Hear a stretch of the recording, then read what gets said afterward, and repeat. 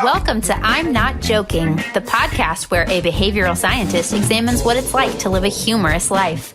Glimpse into the lives of the funniest people in entertainment, business, and science as your host, Dr. Peter McGraw, explores their habits, motivations, and secrets to success.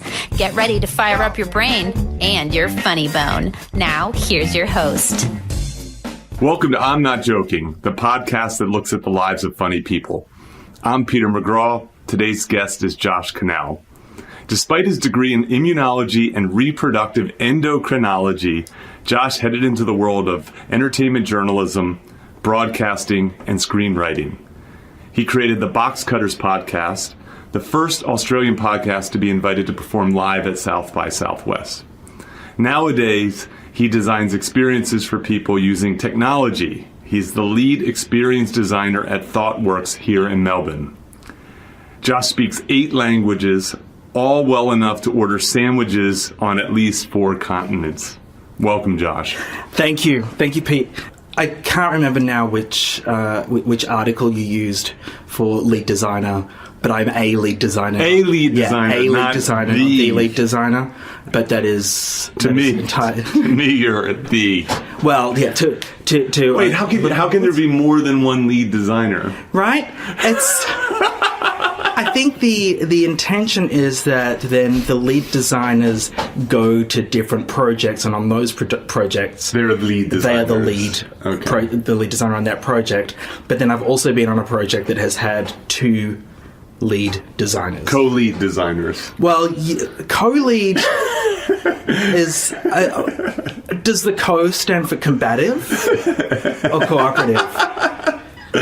That's a. See, this is like the corporate version of participation medals. Everybody's a lead designer. Well, that is only kind of a joke. When I got my second job in web design. Okay. This is my second job in web design. Mm-hmm. I was senior web developer. Okay. That sounds important. Yeah, there were no junior web developers. There were only 4 people in the business. I was a senior web developer, and I got business cards, but they didn't like me to go and meet with clients. So I don't understand. So there is this thing in business where people kind of put themselves up in terms of their titles, mm-hmm. Especially in small business, where the boss will just decide, well, everyone's a vice president, and everyone gets to be vice president of something. Which, at my wedding, everyone who wanted to be a flower girl could have been a flower girl. Okay. So I think maybe it's that kind of just let everybody have whatever they want, or maybe it's about making people sound more important than they actually are. Yeah, I guess the question is it helpful from an external standpoint or from an internal standpoint, right? So is this about you feel good as the lead designer or a lead designer, or is it then, the client, I've had people talk about this, is that the client has said, we're going to give you our best people, right? And then, well, how do you know I'm getting the best person? Well, you're getting a lead designer on this project, right? So in that sense, it could just make good sense in terms of marketing. Yes. And yes, for a lot of businesses, that does make sense in terms of marketing. I do have to say that for ThoughtWorks, which is the first place I've worked that has had, more than probably 25 people working there, and this is a 4,500 person company worldwide. Okay. They do have... Lead is actually an element of, it's not necessarily prestige, but seniority. Okay. So there are graduates who come in and they do graduate type work, and there's then this expectation that in order to graduate to be a consultant, they do something. Consultants then can become senior consultants. Senior consultants become leads. Leads become principals, and principals, and it's like having tenure. Oh, yeah, it's like being a partner. Yeah. Okay. All right, well, in any case, if you weren't working in design, what would you be doing? That's a tough one. I would probably be eating while angry at myself for not writing. Okay. Okay. So you'd be a writer. Well, I'd be an eater.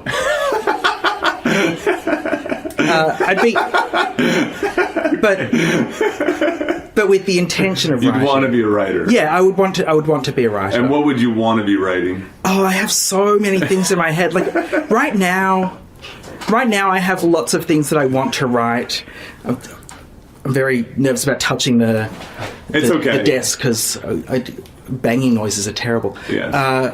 There are so many things that I want to write, and one of the problems that I have is I have so many ideas that while I'm writing something, I'm not even halfway through writing it. I might be like 100 words into writing something, and I'll have another idea, and then I'll think, well, that's a much more exciting idea, because this one I already hate myself over because I'm not able to fulfill my own belief about my abilities. So I'm going to now just swap to this other thing. Okay.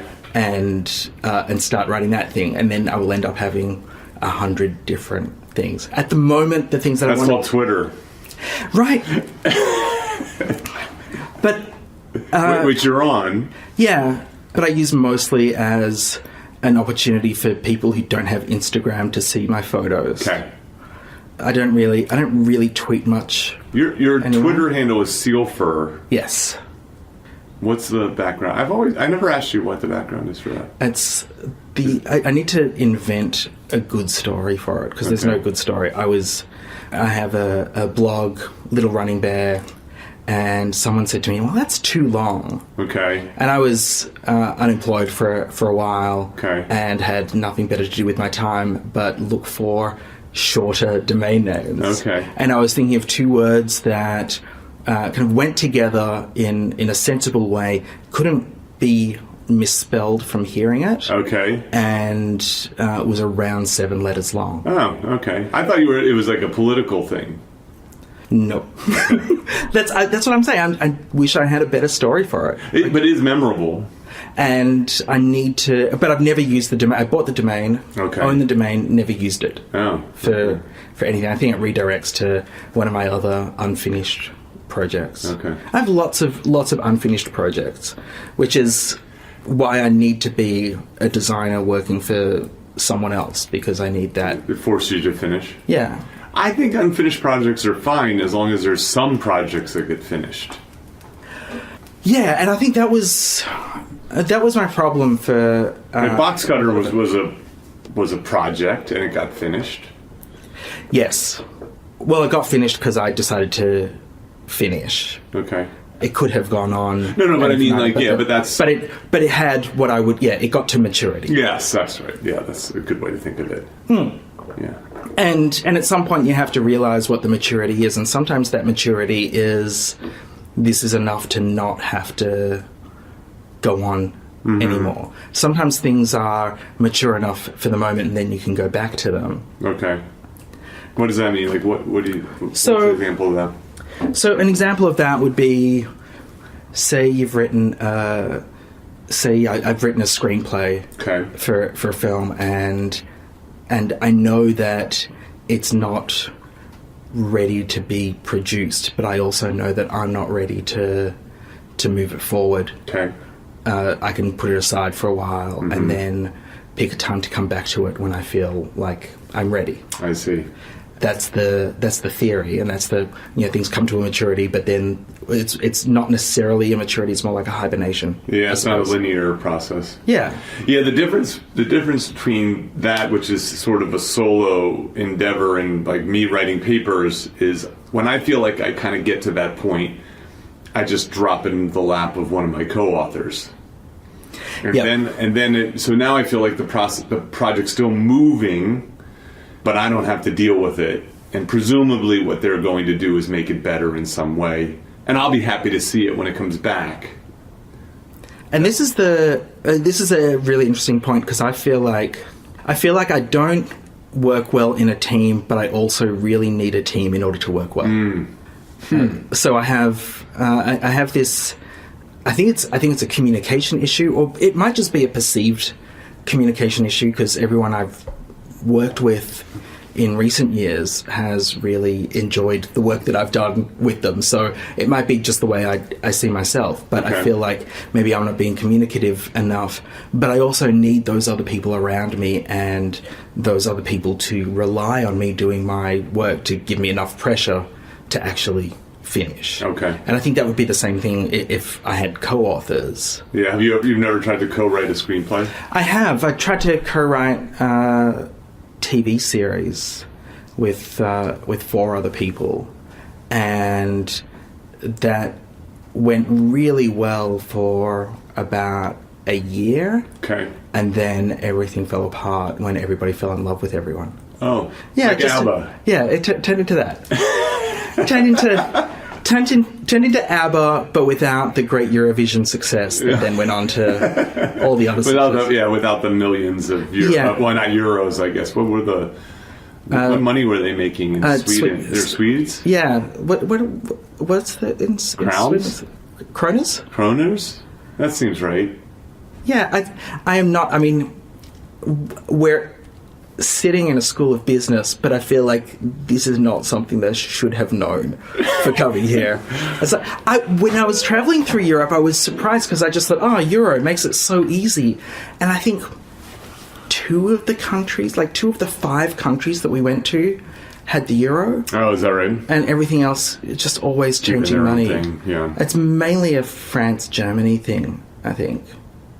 Yeah, I'm going through, obviously not UK, but I also think that if I was ABBA, I would have diversified my holdings over several nationalities. Hope. Yeah. Well, they're probably getting a lot of paid in US dollars. Yeah, that Mamma Mia money is coming in US dollars. I'm sure. I am sure. So, I mean, it seems to me, I've known you for a long time. Yeah. I've known you for 5+ years. You're not a comedian, yet you made the cut for this show. That happens. Woo! There's not many. But these are people, usually people I know they're funny. So for the listeners, I had a late lunch with Josh last week, and we were chatting, and I laughed like 10 times hard during that meal, and I was like, Josh, you got to be on this podcast. It seems to me like when I think about you and your work, and even just your answer to the question of what would you do if you couldn't be working in design, you like doing creative things, like you like making things. Yes. Yeah, I always, that's the ABC, always be making things. Always be creative. That's not even my joke. That's somebody else's joke that I've just stolen because I love it so much. But yeah. Right. Yeah. Just always, just constantly make things. Yeah. How else do you know you're alive? So how do you, but you were sort of referring to the difficulty that you have in making things. Oh, I hate myself. So this is a common narrative among creative people, especially writers, where they sort of talk, what is this saying about sit at the typewriter and open a vein, and or just the challenge of, it's just that the work is so hard that they procrastinate, and yet there is this sort of fulfilling, there's the notion of engagement and flow states are connected to creativity. I want you to sort of try to help me solve this puzzle about why is it that so many creative people who are doing creative things, they're compelled to do it, also find it so difficult to do. So a comedian friend of mine says that if he could do anything else, he would be doing anything else. Okay. Because it is so hard to do. Mm-hmm. And when I was writing screenplays and I was thinking about it as my career, it seemed to me more like a compulsion or a calling than any kind of conscious decision. Okay. But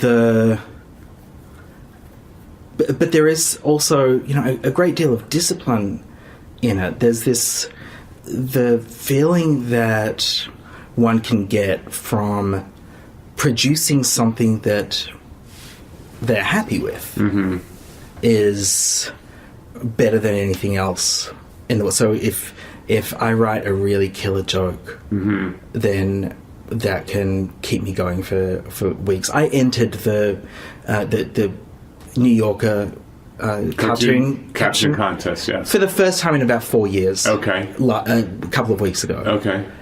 Because it was the first time I'd come up with a caption that I thought was worthy of entering. And then I dined out on that, like just in terms of my own ego, for about 4 days. Okay. I took a screenshot of it, sent it straight to a friend, said, I think I've got this one in the bag. Okay. Can you describe it? Yeah, so there's a mountaintop and there's some kind of guru sitting on the mountaintop, Okay. which is an old trope, and there's a traveller with a big backpack and hat who's clearly come up the mountaintop to see the guru. Behind the guru, there are cafe tables, people drinking coffee and sitting with laptops. Okay. And so my caption was, "I'm sorry, enlightenment is for customers only." Yeah, that's nice.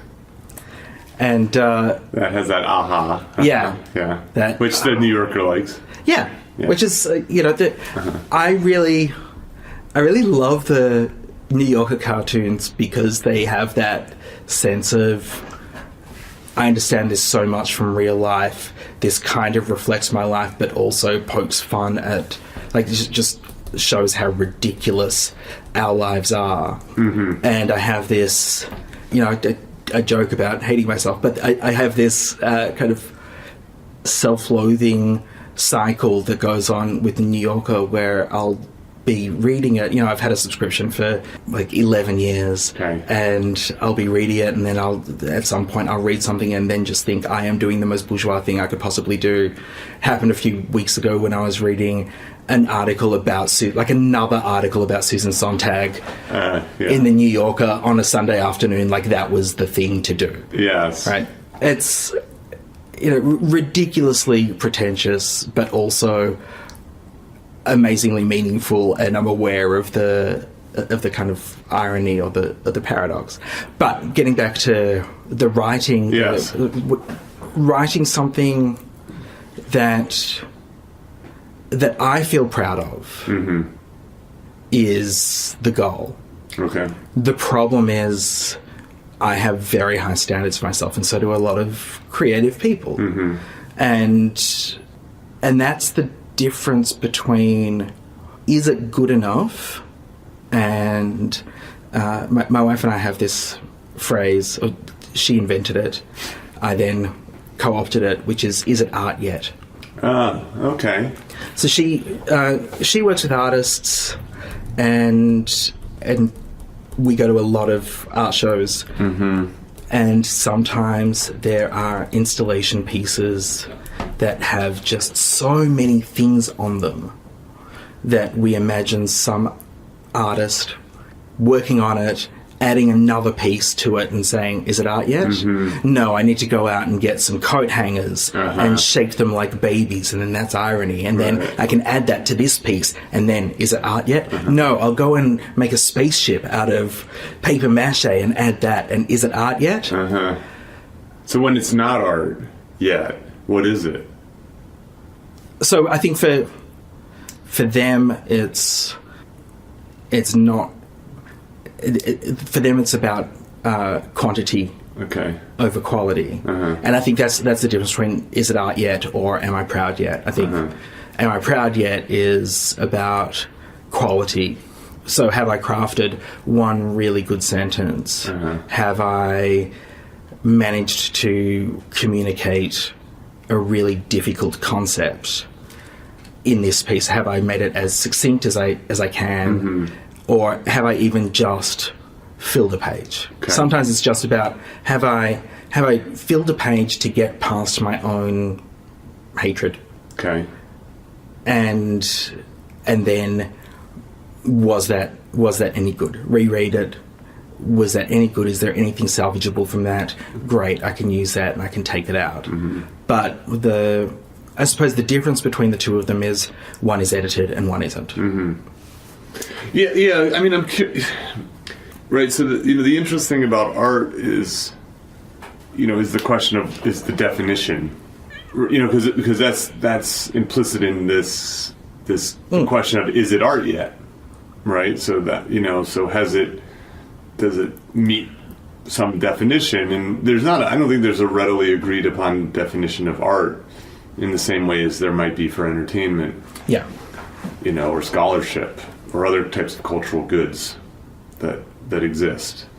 Like when something's a technical manual, right? Oh yeah. And there's good ones and there's bad ones, and you can judge the goodness and the badness of it. But and even entertainment, when something's at least trying to be entertainment, and you can judge the goodness and the badness of it.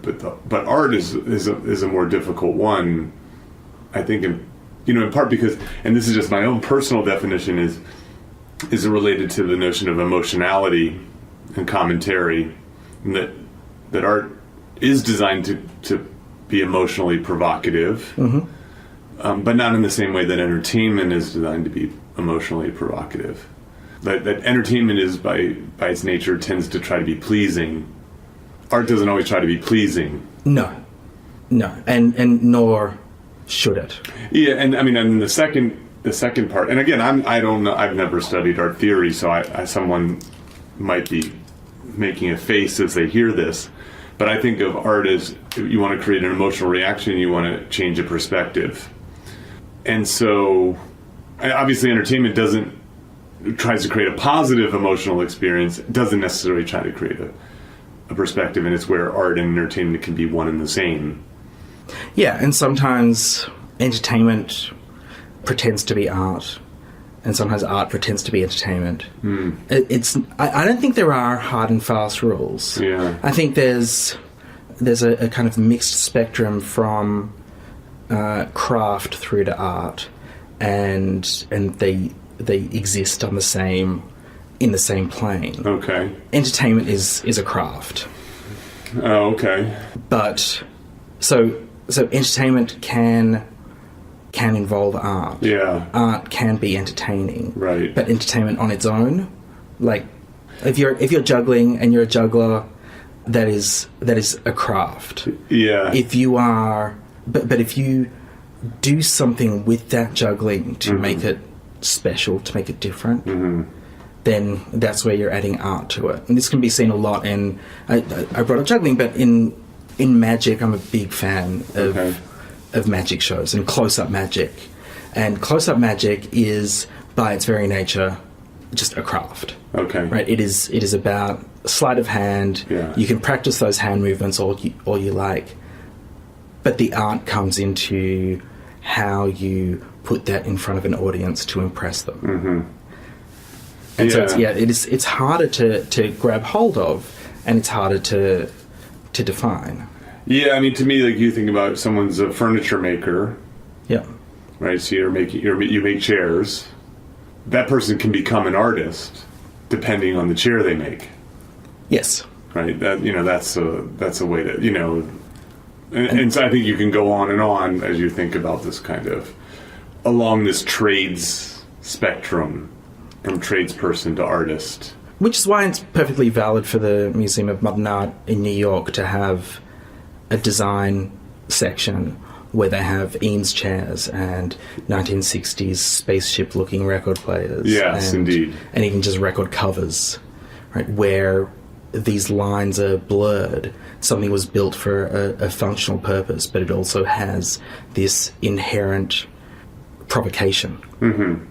Yeah, I don't think this, because you might actually use something, doesn't diminish its artworthiness. No. Actually, to me, that's the most.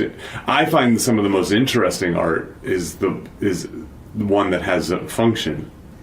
So I like furniture a lot for that reason, and I like furniture as an art form, and it's why I like film and I like paintings, because they have a secondary reason, which is to create an aesthetically pleasurable experience that might hang on someone's wall or that they can consume on a Friday night. Yeah, and I think that's what it comes down to. If you... There's a big difference between buying something for your house that goes with your curtains and buying something for your house that is not going to scare children, but you can also spend part of an evening with a glass of wine staring at it and thinking about it. Right. And one is decoration and the other one is art. Indeed, yeah. And I bring this up in work a lot. There is an idea in business that designers are decorators. And a lot of the time we are given an application after it's being built and told, can you add design to this? Okay. Yeah. Then you are decorating. Yeah. And I say, well, no. I mean, can I make it look better? Possibly. Right. But can I make it work better? The design is in the intention from the start. And if you're not building something with intention, you are not designing. So if someone doesn't know, I think I had a conversation recently about, just sort of trying to better understand design. And that was one of the things that came up, is that design is about understanding what you want the user's experience to be. I may be getting this wrong. And so design is fundamental about helping to achieve that desired user experience. It's not about, again, like you said, decorating something or making it look pretty. No, which is a skill in itself. I don't want to discount that, because I am terrible at it. Right. And I really value the people who are good at it. But it's about this notion of function and form together, that they can't be, you cannot pull them apart. No, they exist as yin and yang. As yin yang, exactly. Right. So what are the principles of design? Like, what are the basic foundational elements of design? Does it need to exist? Would be the first one. So they're all question based. Okay. And the way I work, they're all question based. Does it need to exist? Okay. Does it need to be improved? Okay. And by working on it, are you making people's lives better? Okay. Those are kind of the three basic things. So someone say, come to you, or come to ThoughtWorks, and they say, we need a website. We want you to design a website for us. Your first question is, well, let's make sure you need a website. So that's my first question generally, yeah. Yes. Thankfully now, at ThoughtWorks, I don't make websites anymore. Okay. But yes. But in the previous 10 years of my career, someone would come to me and say, I need a website, and I would say, why? Right. And now they'll come to me and say, we need an app for this, and I will say, why? Right, okay. Or they'll say, we need to sack 40% of our people, and I will say, why? Okay. Why is always the start. I am one of the most annoying, expensive people to hire. Because I'm like a 3-year-old. Right. I'm like a 3-year-old, but more challenging, because rather than just saying why, I will also call you out on your own bullshit and try and get to the real reason. Do you warn people about this? Sometimes. Okay. Sometimes they walk into it unknowing and find it very frustrating, but then at the end there's this kind of appreciation of where we got to. I had something like that at a recent client where they were saying this thing that we want to do is impossible, and I just went through this whole series of whys and it turned out that they thought it was impossible because there was a blocker in their mind that we had already ironed out and gotten someone else to agree to. Okay. But with a lot of people, that blocker is so deep inside them that they can't articulate it until they're forced to pull it out. And then when it's articulated and we say, okay, well, if that's the case, if you think Jim will never agree to it, if we think we can get Jim to agree to it, do you have any other problems with it? And now it sounds like a negotiation. right. Right. And it's just like, well, we won't go ahead unless Jim can agree to it and it's safe for everyone to do. But we think we can make that happen. Okay. So we get that yes, or this kind of conditional yes, right. eventually. But it gets people's adrenaline going, and they feel, for better or worse, like they are being attacked when they're not. They're not being attacked. We all just want to get to a better way of working, but there is no way to get there without getting them into a kind of vulnerable position and then just hammering whatever defenses they have until something pokes its head out. Yeah, it makes sense. I mean, it's easier to say we need a website and we want to kind of be on brand versus answering all these questions and working. It's a lot of work, and some of it's emotional and some of it's just work. You know what I mean? It's just the time that it takes to articulate these things, and people have busy lives and so on. They also don't quite understand what you do, right? So then it seems perplexing to have that happen. Yes, and they're not alone in not understanding what I do. Sure, no, that's right, yeah. I find it very difficult to explain what I do. Well, and also, so, a lot of industries want it to seem somewhat magical. Yeah. Right? Because the less easy it is to kind of understand it, and the more it seems like we've got this special sauce and so on, allows you to charge what you can charge and so on, right? Versus, we're really just, well-dressed problem solvers. It's one of the... Okay, so there's something that... One of the 15 things that I'm writing at the moment is a definition of design by what it's not. Because there are all these people who say design is this. Yes, right. And probably the most prominent one at the moment is design is problem solving. I believe design is problem solving. It was on a colleague's email signature at work. And then when we were talking about, what we want to do and how we want to work in design, he said to me, design is problem solving. And it stuck with me, and it was a piece of sand that eventually became... I don't necessarily want to... It's an unpolished pearl, let's call it. All right. Where... right. I was like, no, design is... I mean, yes, design is problem solving, but so is everything. So is mathematics. So is mathematics. So is driving a taxi. Right. Someone needs to get from point A to point B. Right.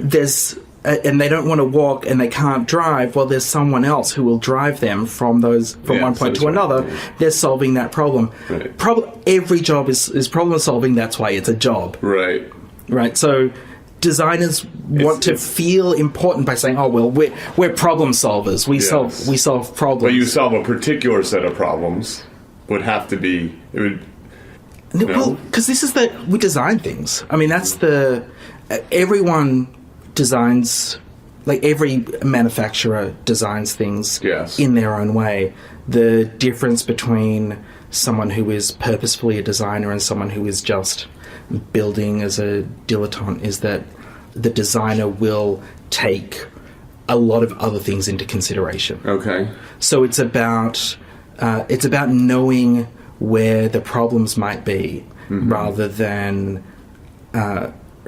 just wanting to build something with intention. So it's a lot more than just doing something with intention. I see. It's also knowing the domain. In the same way that a surgeon, a butcher can cut off your arm, and a surgeon can cut off your arm. Right. One's going to, they're both going to have the same kind of end result where you won't have an arm, but one is going to do it in a much better, more methodical and healthier way. Okay. Thank you, yes. All right, I'm going to change some subjects here on that, with that one. So I made a joke about being well-dressed. You're well-dressed. You're typically well-dressed. Yeah, not on weekends. But even now you've got your black jeans and your Oxford shoes and so on. And I got new laces for them as well. Colored laces. Yeah. So even by weekend... your weekend standard exceeds the average Melbonian man's normal standards. Yeah, it's a low bar. Like, to be fair. Fair enough. I'm from Boulder, Colorado. It's a low bar too. Yeah, well, you're just used to people wearing very coloured braces and raglan top. Puffy coats, yes. Yeah.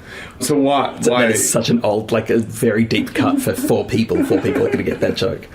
Why dress so well? You wear suits a lot and pocket squares and ties and... Yeah, my day-to-day workwear is curated, I would say, and I no one wants to go to work, right? Not no one. Very few people want to go to work. Mm-hmm.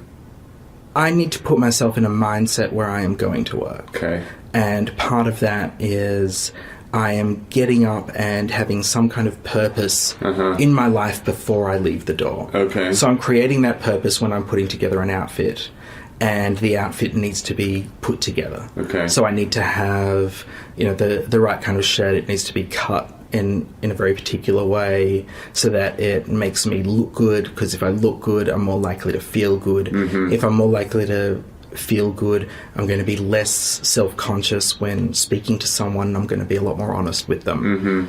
Mm-hmm. And so it becomes this kind of series of sequences that result in me being better at the work that I'm going to do, mm-hmm. or better in the world. But it can stop at just, I walk out of the house and I feel good about myself. Mm-hmm. And, I spoke before about writing and about self-hatred and all of these things, and they all come into it. Like, mm-hmm. that's a very big part of it. I have huge problems. There's a lot of creative people too with emotionality and being around other people and revealing oneself to them. Mm. I put together this outfit for a number of reasons. Okay.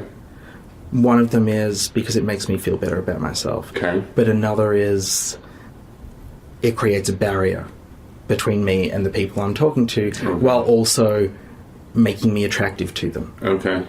So I spoke before about magicians and sleight of hand and that kind of thing.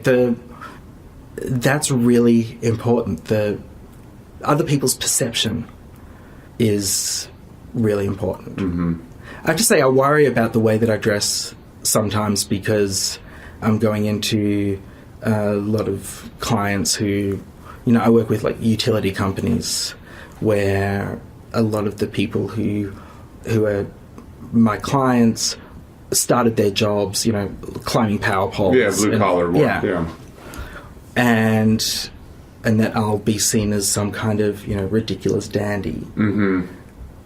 So it also sets a goal for me to put this kind of facade in front of people, but then also overcome that facade. That's interesting.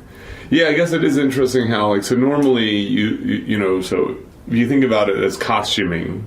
Yeah. I do that sometimes. Yeah. I think I'm putting on a costume that's appropriate for, the theater that I'm, so when I used to play lacrosse, that was a uniform. Like, I would lay out my gloves and helmet and pads and so on and transform myself into someone who put himself in danger, you know what I mean? And put others in danger. And that I behaved a certain way in that costume and that I wouldn't, elsewhere. You need to be particularly aggressive. Yes, that's right. You need Loud to be constantly aware. Yes. But you're sacrificing some other things, some other parts of yourself for that. Yes. Yeah. And also, there were. I mean, in that case, there's some very utilitarian elements, like pads. Not only make you look more aggressive, they keep you safer, and they can be used for aggression, and so on. I feel the same way about when I teach. I dress well for when I teach, and I do it in part because I want to communicate to the students that I take this seriously. Yeah, well, otherwise you would teach physics. Right. Bam! Take that, all of my first year physics teachers. So... But what you're saying, but the examples I'm giving you, my personal examples, are ones in which my dress facilitate my goal. Yep. And what you're suggesting, there are times where your costuming decisions actually work against your goal. It's like creating a constraint. This happens sometimes, right? Where people purposely create a constraint in order to challenge themselves to overcome it. Well, it's deadlines. I mean, people do that with deadlines all the time. They'll give themselves a deadline. In the creative field, there is NaNoWriMo, National November Writing Month. Oh, where people try to write a novel in a month. Yes. Because that's how novels are written. Yeah. Even Stephen King only comes up with one a year, but these people try and get one done in a month. But people need that deadline to finish it to feel accomplished. So yeah, I think people do that all the time. They put constraints on themselves. Yeah, well, but I think there's two different types of people who do that. There's the people who do it as a means of self-control, right? So because they just, it's this work, as we were talking about earlier, is difficult to do, and so then you have to create something that facilitates it. But then there's another type of person, the person who's really good, and they create the constraint to either keep life interesting or to see what else it brings out that might be better or more creative. Yeah. Which one are you with your suit in the utility company? I think it's the latter. Okay. I think because you're good at your work. I'm good at my work. You're a lead designer. Yeah, hey? I'm not a principal, but I'm a lead. So but if I can be in a client and be dressed the way I'm dressed and still show them that I'm listening to them, that's success for me. That I might dress this way, but I'm here to do a serious job. Yeah, I'm not here to tell you what to do. Yeah. Right, yeah. And because if I was, I would expect everyone to dress like me, and I don't expect everyone to dress like me. I expect everyone to dress however they're going to be the most professional. But I also think that people should dress in a way that is respectful to other people. So it comes back to those three things I said before. Is there a need? Is it going to make people's lives better? Does it need to be improved? Right. And work through those things with everything that I do. Do I need to put this out in the world? Is there a reason for me putting this out in the world? When I talk about creating, when I talk about making something, one of the reasons that I've basically not put anything out in the world for the last 18 months. Okay. One of the reasons I haven't is because I would come up with ideas for things and I couldn't see a reason for them to exist. Now that's shifted. I've started to see some things that they're like this piece that I'm writing about design. Right. I feel there is a need for that to exist. I'm writing a talk about design ethics and what it means to have design ethics, not what your ethics should be, but what it means to actually have ethics in design. I see. I think that needs to exist, and so I have found things that I think need to exist, and so I'll work on them. And while other things hibernate. Yeah. Yeah. Yeah, and the list of things that are hibernating is huge and gets added to every day. It's like a bookshelf. Yeah, I think it's so much easier to buy books than it is to read books. Yeah, I barely have a bookshelf because I'm just like, I feel like I don't need to display that I've accomplished this set of things. So you read a book and you give it away, or I actually am old school. I take a lot of books out of the library. I have a university library that delivers books to me. It's incredible. That's it's amazing. Such a wonder. It's one of my favorite things about being a professor. I order a book and then it gets delivered to my mailbox. How do you browse? Browse books? Yeah, do you browse books? Rarely. You know what I use? I use Amazon to browse books. That is, Amazon's very good at recommending other things based upon what you're looking at and so on. And then I read some reviews, I talk to people. Actually, we're going to get to this in a second. My other way that I browse books is with one of my questions, because I use my guests to tell me what I should be paying attention to. But I have another. I'm going to do a couple rapid fire ones. Sure. Yeah. What unpopular opinion do you have? There should be fewer people. That's unpopular? That feels like a popular opinion. It sounds like a popular opinion until you take it to its that we should be slaughtering people. Well, not that we should be slaughtering people, but we should not be extending people's lives the way that we currently are. Okay. We should not even necessarily be making decisions to give aid to some places where there's where there is constant hardship, and aid isn't going to make those places more habitable. Okay. I'm not going to name any names. It is an unpopular opinion, and I don't bring it up much. Okay. But I'm not going to congratulate people for getting pregnant, really, because that's not. It's not a miracle. I know. I majored in it. It's pretty easy. We're good at it. Yeah, that's right. We're good at it. So making people is easy. Making people's lives better is harder, and letting people die is really hard. And I think we are really bad at letting people die, and I think it's a terribly selfish thing that we do. Yeah, I read this book too late in life, but it still has been useful. Is the Being Mortal book. Oh, I don't know it. I wish I could remember the name of the guy. I'll put it in the exhibits in the when I launch the podcast. But the guy who wrote the Checklist Manifesto, he's a doctor. He's a really wonderful writer. Achille Kawande. Yes, he has a book called Being Mortal about end of life. And with the exception of addressing euthanasia, it's really a pretty spectacular book about understanding this and the advancements that are starting to happen with regard to the topic. And actually, for anyone who is an adult child, it should be a must read, because you're likely to have to deal with these things with your parents at some point. I had lost both mine by the time I had read it, so it helped me in hindsight in a weird way. But okay, so that's an unpopular opinion. What have you changed your mind about lately?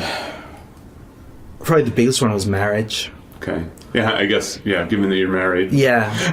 It took a lot of convincing, though. Okay. I believed that it was a ridiculous, outdated notion, and to the extent where I would have arguments with, I'm a very left-wing orientated person. Okay. But I would have arguments with a lot of my left-wing friends when they would talk about marriage equality, and I would talk about marriage reduction. Okay. And I would say, well, no, I don't believe in marriage equality because I don't believe in marriage. Like, it's very hard to believe in. It's like, well, do you believe in polytheism? No, I'm an atheist. But why can't you believe in polytheism? Right, I see. Right. It's complicated. And then I realized that while the concept was outdated, the notion of celebrating people's love wasn't. I see. And that love is such a special thing that two people getting in front of a whole lot of other people and saying, we love each other, that's part of making people's lives better. I see. So, yeah, I changed my mind about that. Plus, how else are you going to get more platters than you ever need? Right, of course. All right, so my question about consumption. What are you reading, watching, or listening to? Everything. That is really good, that really stands out. So, watching is a hard one. After The Leftovers finished, I haven't found anything that is as good as The Leftovers was. If you haven't seen it, that's 3 seasons. People rave about that show. It's extraordinary. Okay. When people talk about adaptations of books never being as good as the book themselves. The Leftovers is an okay book by Tom Perrotta. Tom Perotta's a great writer. The Leftovers is a good book. Okay. What Perrotta and Lindelof did together for the TV series was the greatest TV series about what it means to be alive, or more correctly, what it means to live. Yeah. It's an interesting premise. So, wait, tell the premise to the listeners. So one day, something like 10% of the world vanishes. No, 2%. No. 2% of the world vanishes. Okay. Of humans vanish. And that could be anyone, babies, fetuses, old people, people who have just been given all clear from cancer, vanished. Some people who are terrible humans vanish. Some who are amazing humans vanish. So there's all these theories about, is it rapture? What is it? What's made it happen?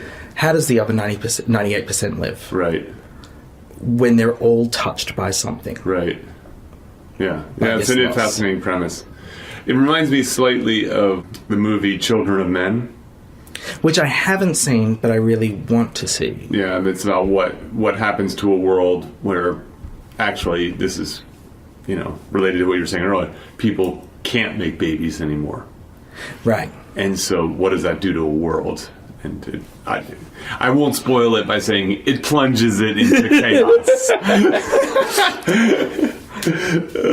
Reading wise, it's tough. It's been my brain's kind of been all over the place over the last 15 months. So I only just finished a book now that I started reading a year ago, which was Journey to the West. Okay. The Buddhist tale about Monkey and Tripitaka and the four pilgrims who travel to India to get scriptures. Okay. Which I started reading when I was in China because it was appropriate. And so I finished reading that. I wouldn't necessarily recommend that as something that other people should read. Other people should read. That's fine. I'm reading a really fun comic at the moment called Paper Girls, which is by Brian K. Vaughan, who is a great kind of sci-fi comic writer.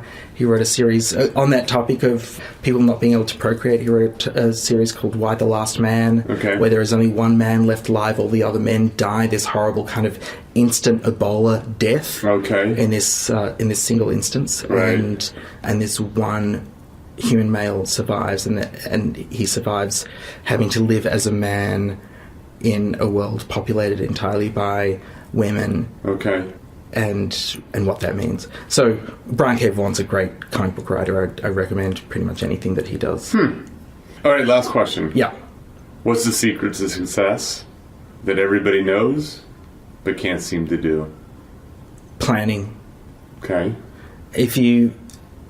Everybody knows that they need to plan. Everybody knows that they need to work things out before they start properly and to take things methodically, but everybody wants to jump ahead. I'm no different, but that concept of knowing that you have to do something, writing it down, putting it in order, and making sure that you can act on it, I think that's one of the secrets to success that everybody knows and nobody wants to do because it's hard. Yeah, my students, I warn them, then I chastise them for ignoring the warning. When I teach marketing management, everybody wants to talk about tactics, but you need to do the hard work on strategy. Oh yeah, right. So that's the example of this. Like, strategy is about planning, tactics are about execution, and everybody just wants to jump into tactics because they're fun and sexy and familiar. But it's a planning failure. Yeah, because you need to know where you're going before you need to know whether or not you can tack. Yes, that's right. Yeah. Josh, thanks for doing this. This is really fun. Thank you very much, Peter McGraw. Cheers. Thank you for listening. Don't forget to visit petermcgraw.org for more information about our guest, show notes, and social media links. If you've enjoyed this episode, please subscribe and share with others. Join Dr. Peter McGraw next week for another fun, fascinating conversation on I'm Not Joking.